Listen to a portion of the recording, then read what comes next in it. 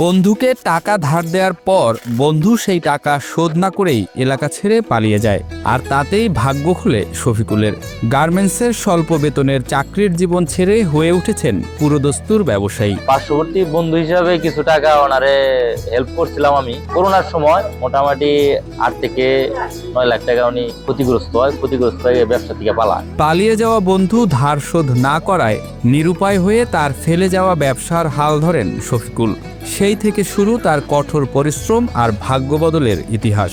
Monthly আমাদের মোটামুটি 1.5 থেকে 1,60,00,000 টাকার মতো সেল হচ্ছে। আশুলিয়ার বগাবাড়ি এলাকায় ব্যবসা শুরুর পর আর পেছনে তাকাতে হয়নি শফিকুলের। এই মুহূর্তে তার প্রতিষ্ঠানে 6 জন শ্রমিক কাজ করছেন। ঝাড়ু শ্রমিকরাও শ্রম দিয়ে আগলে রেখেছেন প্রতিষ্ঠানটিকে। ঝাড়ু তৈরির কাজ রেখে 2 বার বিদেশে পাড়ি জমিয়েছিলেন সুমন, কিন্তু কপাল খোলেনি তার। শেষমেশ ফিরে আসেন ঝাড়ু কারখানায়। দেশে এসে আমার এই কাজে ঢুকছি। কোন মনে করেন আমি বিদেশ করে যা না করতে পারছি, আমি ঝাড়ু বাজার কাজ করে তা করছি।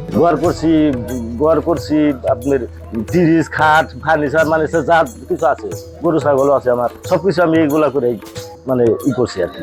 প্রতিদিন সকালে 50 বা 60টি করে ঝাড়ু মাথায় নিয়ে বিক্রির উদ্দেশ্যে হাঁটতে শুরু করেন 25 থেকে 30 জন বিক্রেতা।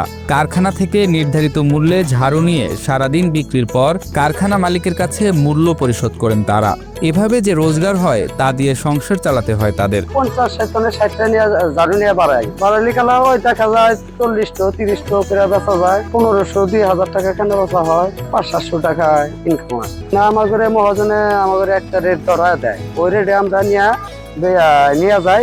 তার উপরে যেটি হয় কামাই, ওইটা আমরা রেখে দিই। পার্বত্য চট্টগ্রামের বিভিন্ন এলাকা থেকে কাঁচামাল হিসাবে উলুফুল সংগ্রহ করেন শফিকুল ইসলাম। পরে সেই ফুল দিয়েই প্রতিদিন প্রায় 1 থেকে 1,500 ঝাড়ু তৈরি করে তা বিক্রির জন্য পাঠান। সকাল 7টা-8টার সময় বাড়াই, 6টার সময় বাড়াই। মোরা মনে করেন যে মাল বেচা কেনা করা আর একটু সকালে আসা আর যদি না বেচা বেড়ে গেলে রাত 10টাও বাজে, 11টাও বাজে, 8টাও বাজে, 9টাও বাজে, ঠিক নাই। প্রতিবার মনে করেন যে তৈরি করে আমি 1200-1500-2000 বেশি, তার মধ্যে 400-500-500 থাকে। শিল্পাঞ্চলের কর্মমুখী মানুষদের চাহিদার সাথে তাল মিলিয়ে এমন কারখানা আরও গড়ে উঠছে। সৃষ্টি হচ্ছে কর্মসংস্থান।